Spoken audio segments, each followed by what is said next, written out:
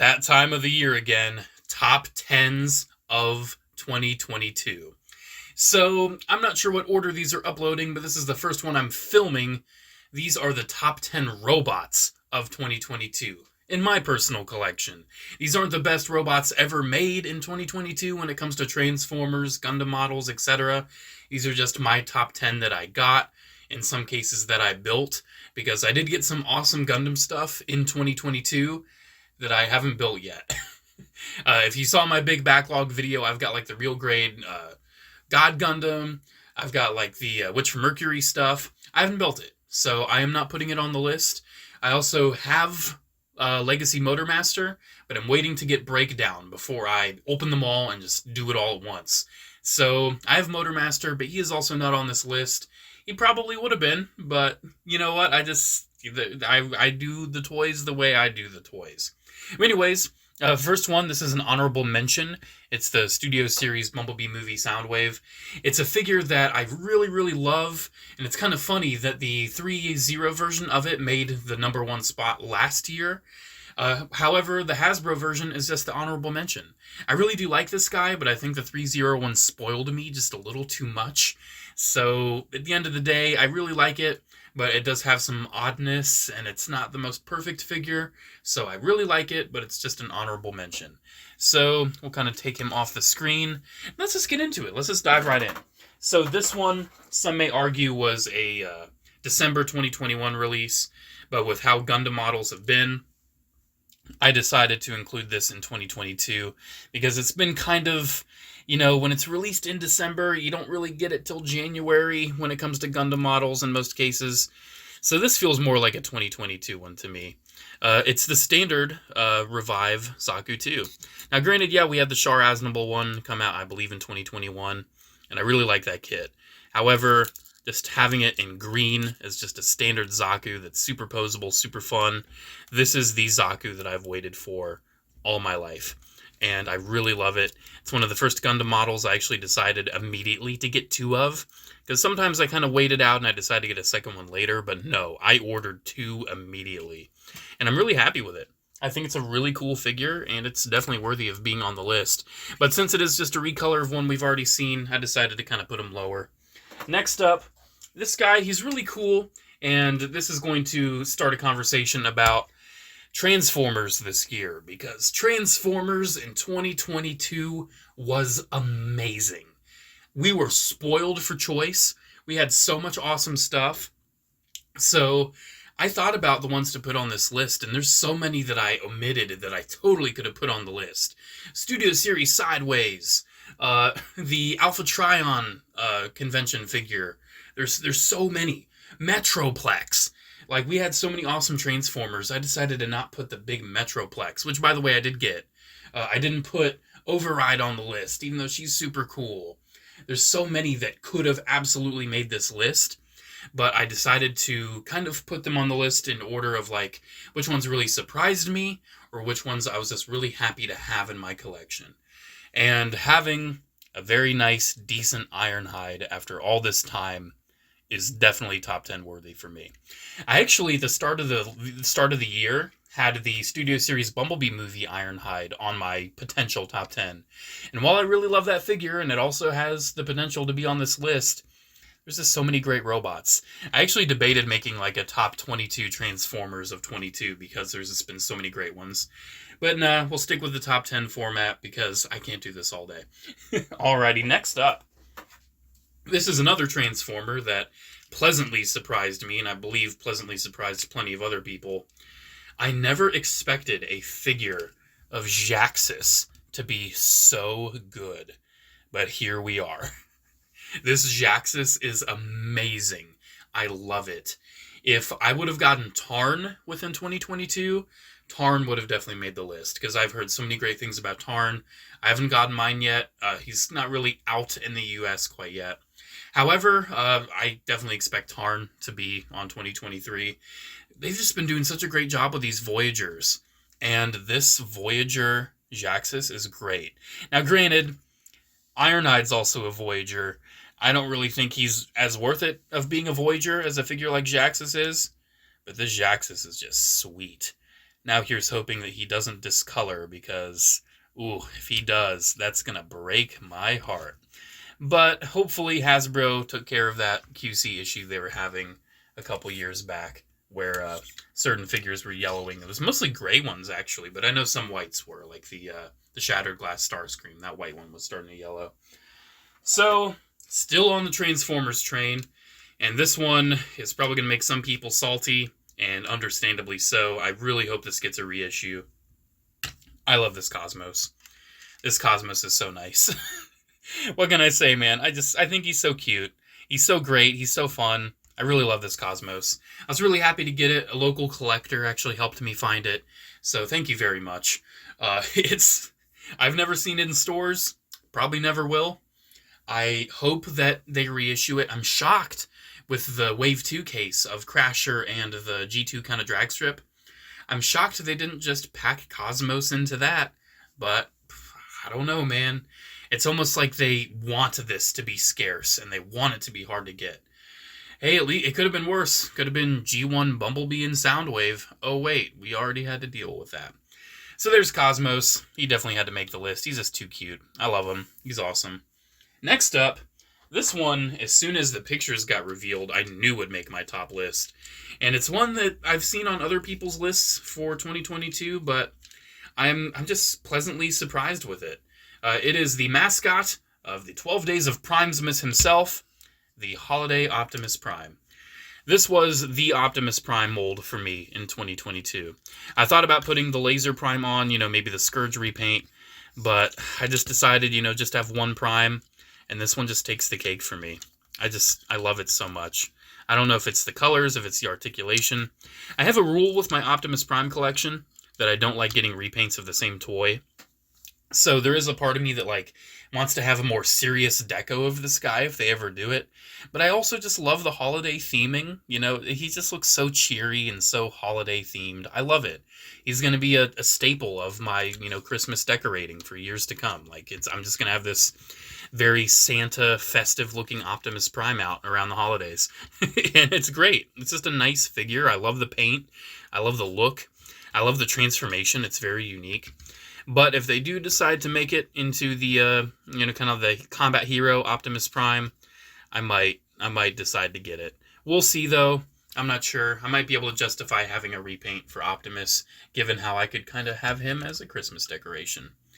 Anyways, next up, we're finally taking a break from Transformers. Just a bit of a break.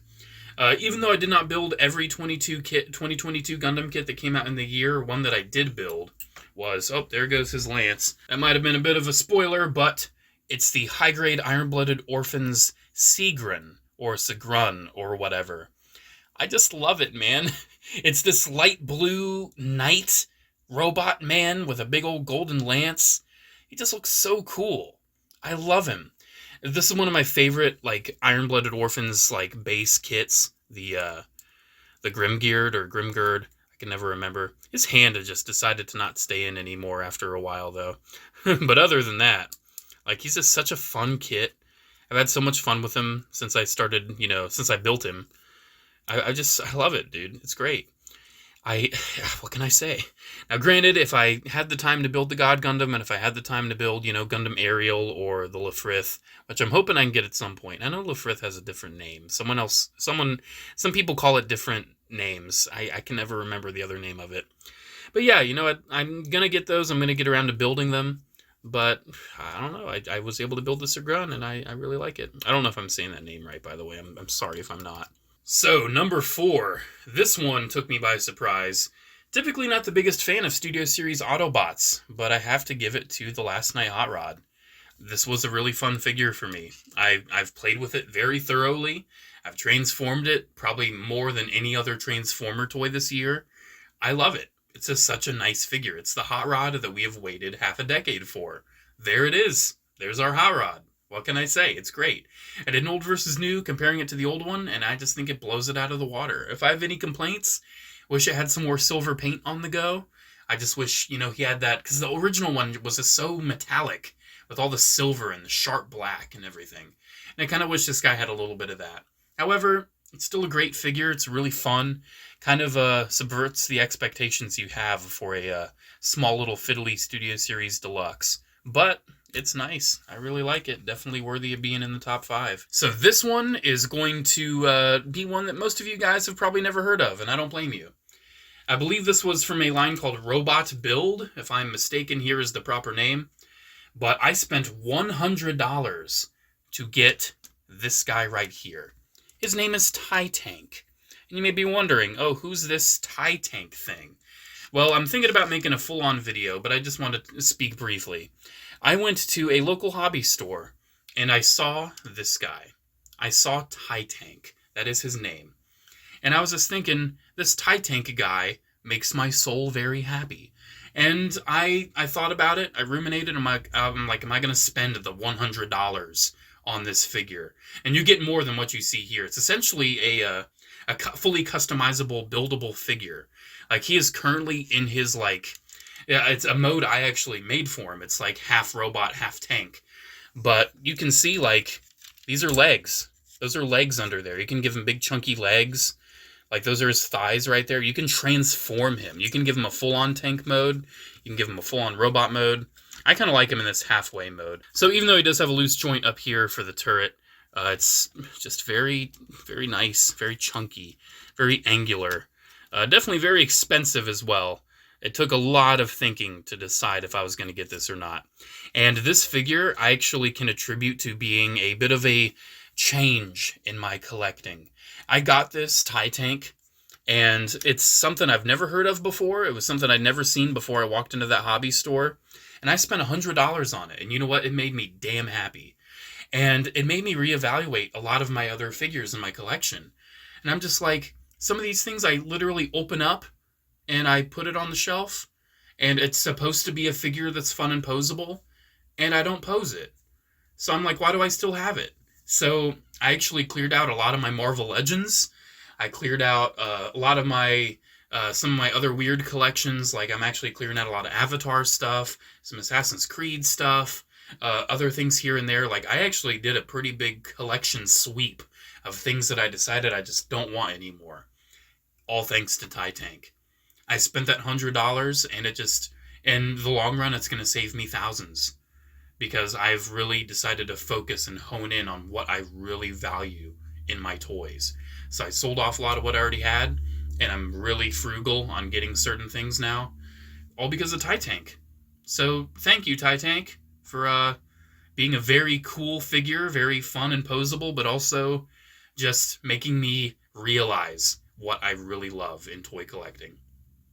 And in many cases, it's just giant freaking robots, dude. Getting down to the last two. Speaking of giant freaking robots, this one I knew when it was revealed was going to make the list, and it damn well did. Let's raise the camera a little bit for His Majesty, Dragon Megatron. So the Legacy Leader Transmetal 2 Dragon Megatron is nothing short of